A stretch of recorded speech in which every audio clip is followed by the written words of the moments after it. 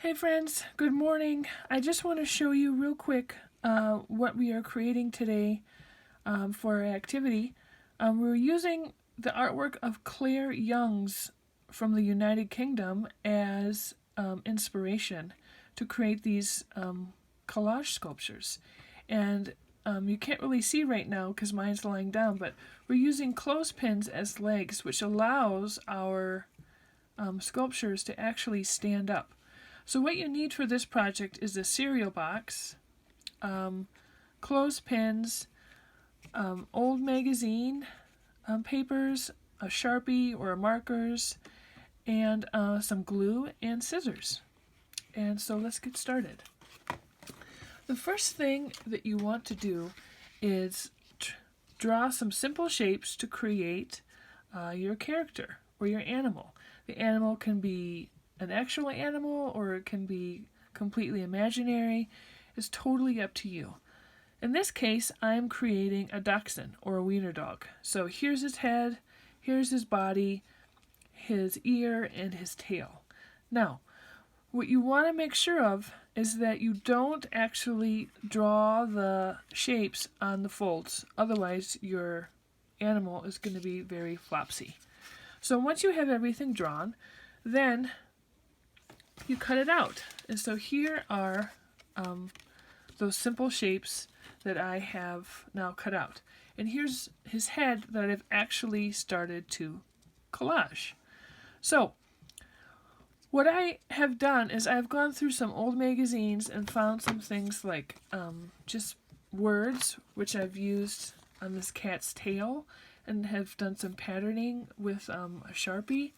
And I have found some bright colors and some other types of patterns that I thought might be great to use, since that maybe you don't have a lot of markers or something in the house. But anyway, old magazines are great sources for color if you have them lying around. So the easiest way to get your paper on your shapes is to cut out the shape. So here I'm going to cut out this ear real quick. And then you're just going to find the paper that you want to put on it. So like this plain paper with words on it. And what I like to use to glue is something called a glue sponge, which I keep in a Tupperware container. And it's a sponge that I've just poured some glue over to let it soak in.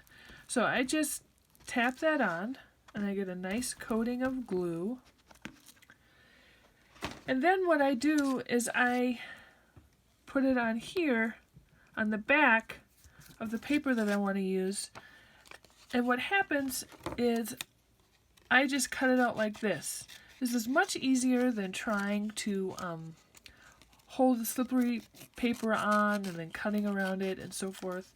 But this is what it looks like. And now I have a nice clean image or ear that I can start doing some doodling on. And what I'm going to do is just create some pattern on this ear to kind of make it look a little more interesting. And I'm just going to do some simple things. You can make it as complex or as simple as you want. What I like to do is make a bunch of simple stuff, because then I feel like it makes it a little bit more complex when you have all of those simple things together. So this is what I'm going to do for his ear. Now, when I have put and gotten a bunch of things together, that's when I can start gluing things on top of each other. So I glued this ear on top of the head. I found a human eye to put on his head. I thought that might be kind of funny or interesting. I don't know. You be the judge. But that's what I decided to do. And I'm just going to continue to do some more patterning here on this kind of already patterned paper. So I'll just keep going. Now I'm going to do this collaging with each piece of cardboard that I've cut out. And once I have them all collaged, that's when I'll glue them together. And I did the gluing together like I glued the head to the body with a hot glue gun. just because I thought it'd be more sturdy to stick on. And then afterwards, I colored my clothespins, like you can see here with my cat. I colored my clothespins so that they would be more interesting to look at. And I've done them double-sided to be able to change the cat's mood if I wanted. Anyway, so your goal here is to make an interesting and unique animal, to fill that animal with a bunch of different patterns, and to try your hand at creating a sculpture using some recycled materials that can stand up and be your pal while we're in quarantine. Anyway, I hope you're all well. I miss you. Talk to you soon, hopefully, and hope to see you sooner.